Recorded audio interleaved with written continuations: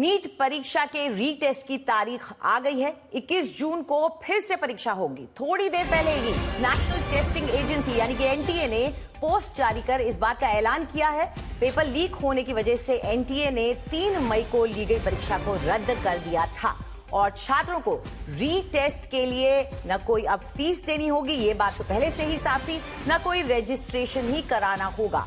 एक बात साफ है कि ये टेस्ट कैंसिल कर दिया गया था, इसका ऐलान कर दिया गया था। इसके बाद इसको लेकर मंथन हुआ है, एक अच्छा दिन ढूंढने की कोशिश की जा रही थी और उसके बाद 21 जून का वक्त तय और तारीख तय की गई है। हमारे साथ इस वक्त शरद कुमार जुड़ गए हैं, सीधा उनका रुख करते हैं और जानने की कोशिश करते हैं कि इसका असर छात्रों पर क्या पड़ेगा।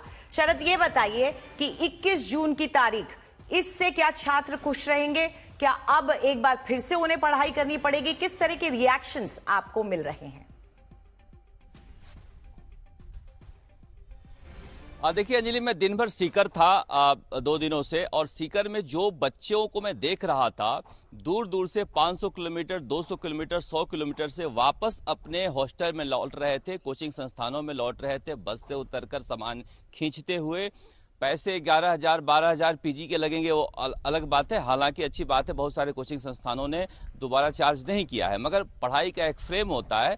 बहुत सारे बच्चे छुट्टी पर चले गए थे, कई सालों से तैयारी करते हैं। नीट ऐसी परीक्षा है जिसमें उम्र सीमा नहीं है, आप 5 साल 6 साल तक दे सकते हो। तो 12 से लेकर और 5 साल तक की तैयारी करने वाले बच्चे अब छुट्टी के मूड में थे।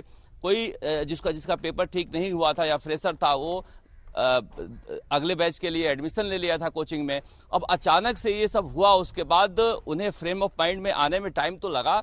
कई बच्चे रोते हुए दिखाई दिए, दुखी दिखाई दिए, कई शॉकिंग उनके लिए था क्योंकि बहुत अच्छा पेपर गया था। बहुत सारे बच्चों ने कहा था कि 720 में 720 लिख कर आए हैं। मगर दूसरी बातचीत के दौरान उन्होंने यह भी कहा अंजलि कि हमारे लिए अच्छी बात यह है कि इस बार बड़े पैमाने पर पेपर लीक हुआ था, कैंसिल हो गया, तो कम से कम हम पढ़े हैं तो हमारा हक जो है वो अदा हो जाएगा, हमारी पढ़ाई काम आ जाएगी। चोर जो हैं वो इससे सिस्टम से निकल जाएंगे, पेपर लीक वाले सिस्टम से निकल जाएंगे। तो दोनों ही इसके पक्ष हैं, दुखी भी थे, खुश भी थे। क्योंकि देखिए अंजलि, ये जो खुलासा हुआ है, ये कोई ऐसा खुलासा नहीं हुआ है कि नीट 2026 लीक था। ये ऐसे खुलासे हो रहे हैं कि नीट तो कई सालों से लीक था, ये नेटवर्क कई सालों से था।